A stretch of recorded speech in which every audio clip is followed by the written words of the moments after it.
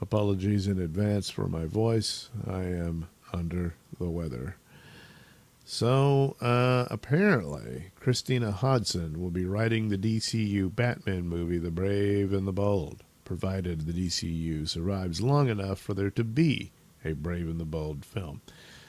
Now, you might remember her from such great stellar efforts like The Flash and Birds of Prey. Now, I know this isn't a popular opinion to say anything good about the Flash movie, but it was way better than Birds of Prey. You know, and there were possibilities in the Flash movie that could have worked. It was never going to work with Ezra Miller. However, his performance in the movie is probably his best. With, you know, I guess the exception to Justice League, the Zack Snyder Justice League, you know, but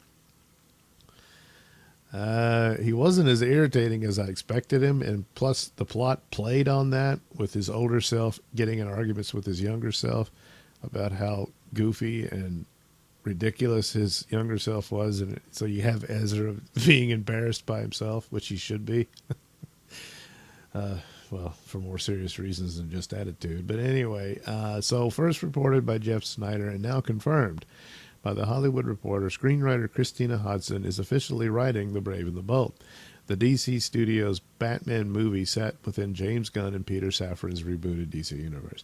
The project is supposed to feature the debut of Damian Wayne, Batman's long-lost son, as Robin. While DC Studios declined to comment on Hodson's involvement, Gunn has yet to comment on Threads. Multiple sources told The Hollywood Reporter she has been quietly working on the script since at least last fall.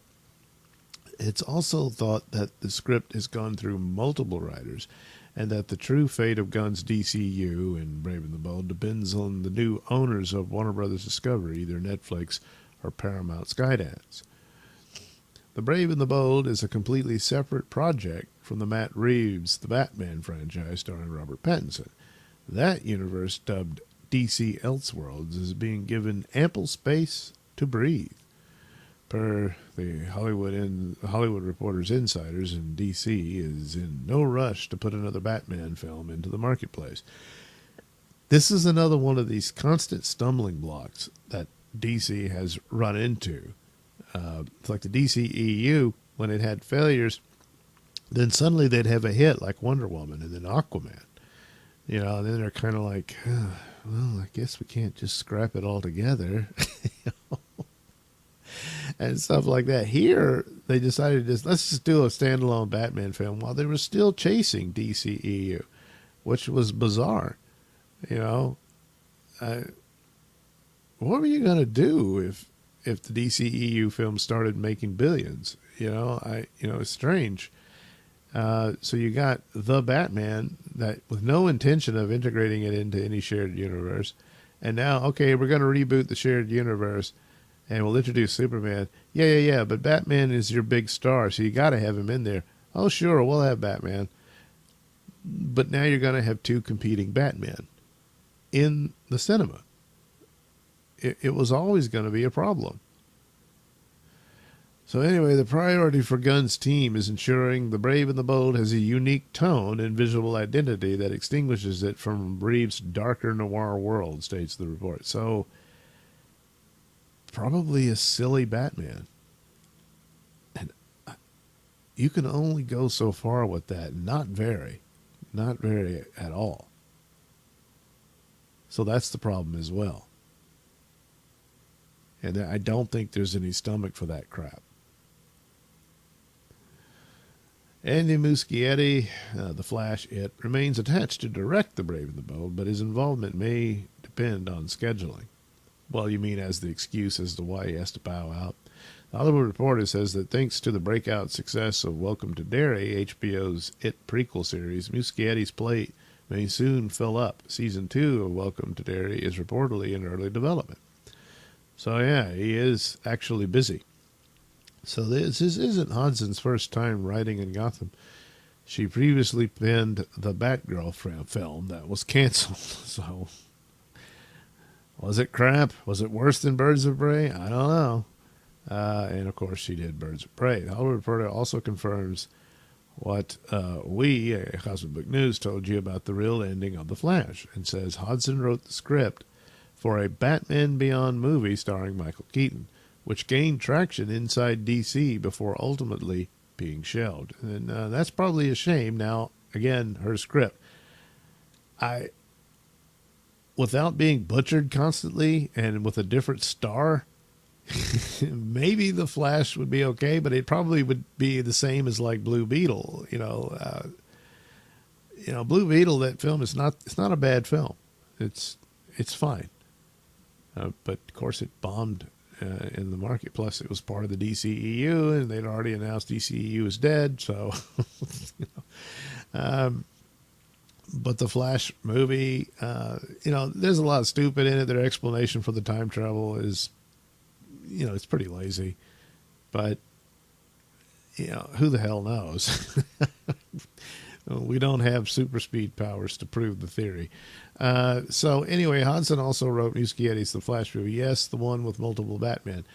The same one Gunn described as the best superhero movie ever. Well, I think a lot of people have come to the conclusion Gunn's not above lying occasionally. As of now, it sounds like Gunn's DCU Batman won't debut until at least 2028. Again, if it's allowed to. Well, yeah, that's two things. The new owners, Netflix or Paramount, could come in and say, we're scrapping this, and Gunn might get a deal to pitch a project, but that's about it. And there's no Brave and the Bold. Or Matt Reeves' Batman makes $1 billion, and they want the Batman 3. Plus perhaps another HBO Max series like The Penguin, maybe a Penguin 2, that kind of thing. So then it's Reeves' Batman that continues to dominate, the Batman IP. And then, well, look, we got this silly Batman story with Batmite in it and Bitchy Damien or something, that's not going to cut it. So there's two big reasons against it, that probably even 2028 is too early. Now, if the Batman Part 2 bombs, all right, then there's more of a window for another Batman project. But I always said the simplest thing was just say the DCU begins with the Batman and leave it at that. And you figure it out how to incorporate it within. I mean, you can just say, Gotham's a very noir type town. It's very dark and corrupt and gritty and nasty. And that's how that is. Metropolis, well, it's a different thing. It's very fantastic and bright and everything, which is always the case between the two cities. That, well, maybe not always, but for quite a while it has been depicted as such. And that's the world of Superman. And he's bright and cheerful and more optimistic than Batman. That kind of thing. And then they kind of butt heads, but ultimately have a friendly respect with one another and a friendship and that sort of thing. You could do it, even though he did all this grounded stuff, despite having some rather fantastic elements happen within the movie. I mean, come on. So, not optimistic about this.